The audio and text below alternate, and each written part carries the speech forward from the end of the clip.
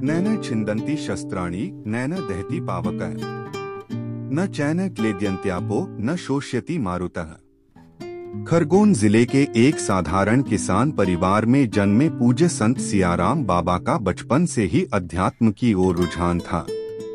उनकी प्रारंभिक शिक्षा गांव में ही हुई, लेकिन कक्षा 7 से 8 के बाद उन्होंने शिक्षा छोड़ दी और अध्यात्म की राह पकड़ी।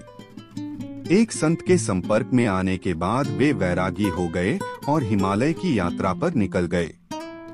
हिमालय में कुछ वर्षों की तपस्या के बाद वे सन 1955 में वापस लौटे और आज ही के दिन मोक्षदा एकादशी को नर्मदा किनारे भट्टियाण गांव जिला खरगोन को अपनी कर्मस्थली बनाया।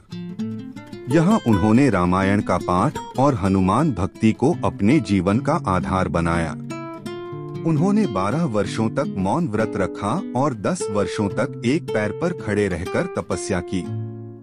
इस कठोर साधना के कारण उनकी ख्याति देश विदेश तक फैल गई। उनकी साधना और तपस्या के चलते उनमें चमत्कारी शक्तियां निहित थी। उन्होंने अपने अनुयायियों को जीवन के सही मूल्यों का ज्ञान कराया और आध्यात्मिक मार्गदर्शन दिया।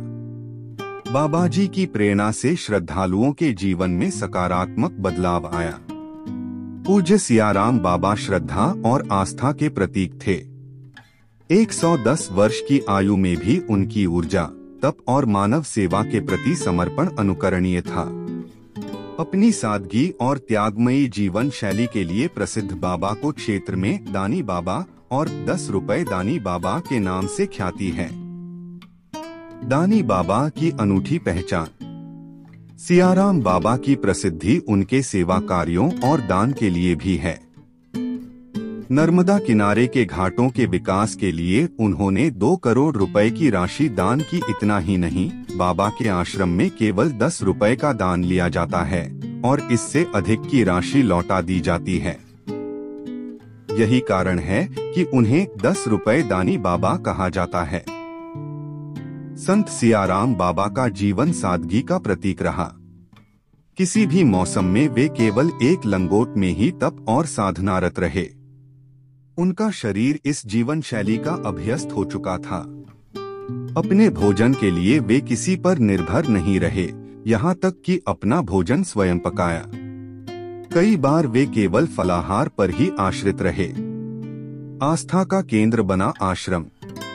सियाराम बाबा का आश्रम वर्तमान में एक बड़ा आध्यात्मिक केंद्र बन गया है। यहाँ प्रतिदिन हजारों श्रद्धालु बाबा का आशीर्वाद लेने आते हैं।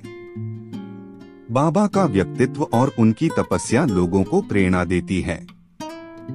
उनके अनुयायियों के लिए वे न केवल एक आध्यात्मिक गुरु बल्कि जीवन के हर पहलू में सादगी और सेवा का उदाहरण भी हैं।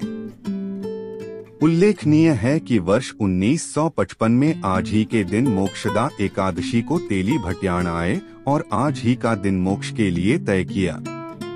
पूज्य बाबाजी स्थूल शरीर त्याग कर सूक्ष्म रूप में सदैव विद्यमान रहेंगे और मानव जीवन के कल्याण के लिए प्रेरित करते रहेंगे। ब्रह्मलीन महान संत को कोटि कोटि नमन।